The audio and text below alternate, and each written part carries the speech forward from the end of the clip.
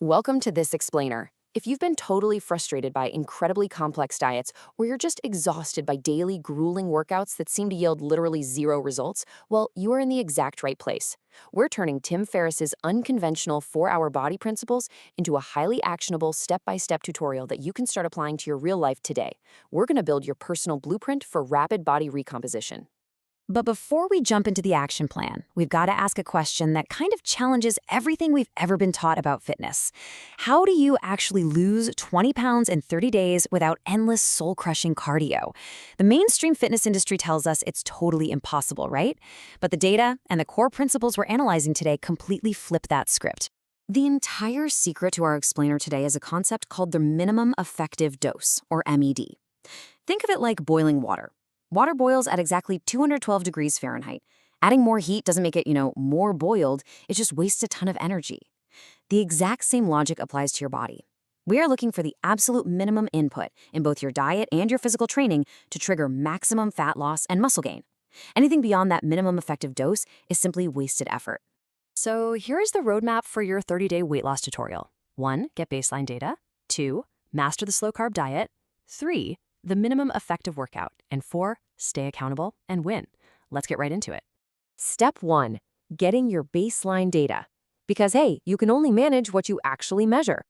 Grab a tape measure and knock out these 3 crucial steps today. The biggest takeaway here? Stop obsessing over the bathroom scale.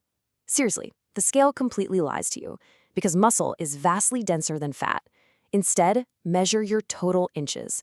Grab your tape and measure both of your upper arms, your waist right at the navel, your hips, and both mid-thighs. Add all those numbers up. Tracking that total is a far more accurate way to measure true body recomposition than just stepping on a scale. Moving right along to step 2, the slow-carb diet. Let's look at how to optimize your meals for maximum fat loss. The best part is you don't need a massive complicated recipe book for this.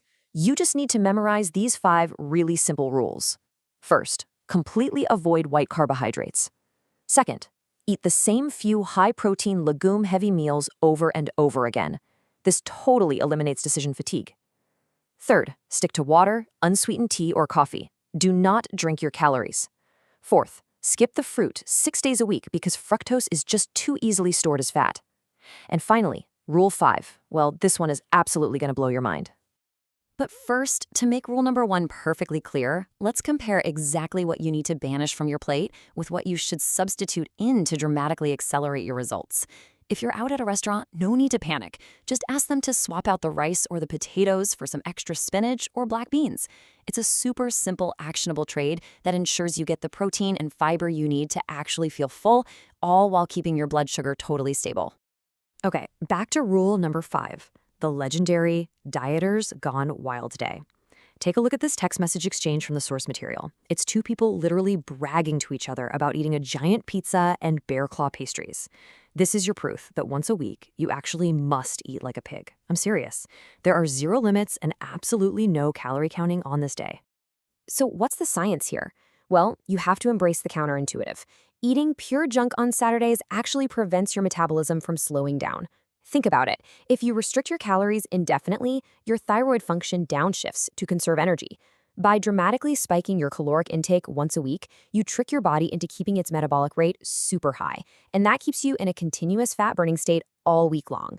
It's an absolute game changer. All right, step 3, the minimum effective workout. Time to dismantle the myth that you need to work out every single day to see drastic changes.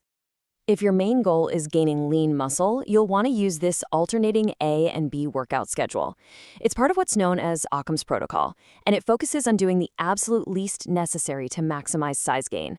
You simply alternate a short session of pushing exercises, like an incline bench press, with a completely separate short session of pulling exercises, like bent rows. It's highly structured, incredibly brief, and intensely focused on triggering muscle growth without frying your body. And when you chart this out, notice how the recovery days between those A and B workouts actually have to increase over time. As you get bigger and stronger, you actually must exercise less frequently to give your growing muscles time to repair. It takes your body's systems way longer to repair a 20-pound muscle than a 10-pound muscle. More gym time does not equal more muscle. Optimal recovery equals more muscle. Now, what if your goal is just a visible six-pack without practically living in the gym? Ditch normal floor crunches entirely. Instead, perform these two simple exercises just twice a week. You start with high-rep kettlebell swings, aiming for a 75-rep minimum to burn fat and build up your posterior chain. Then, follow that immediately with the slow myotatic crunch. The absolute secret to this myotatic crunch is achieving full back extension.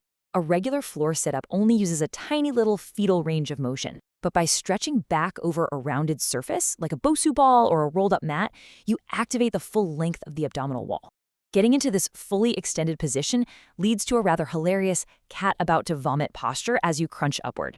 It looks funny, for sure, but it is the scientifically proven path to finally achieving reliable, visible abs. Finally, step 4, staying accountable and winning. Because the best tutorial in the world doesn't matter if you quit after a week. 5.9 pounds. According to the datasets analyzed in the source material, 5.9 pounds is the average extra weight lost by people who actively compete against their peers rather than just trying to diet all alone in secret. The crucial point here is something behavioral psychology tells us all the time.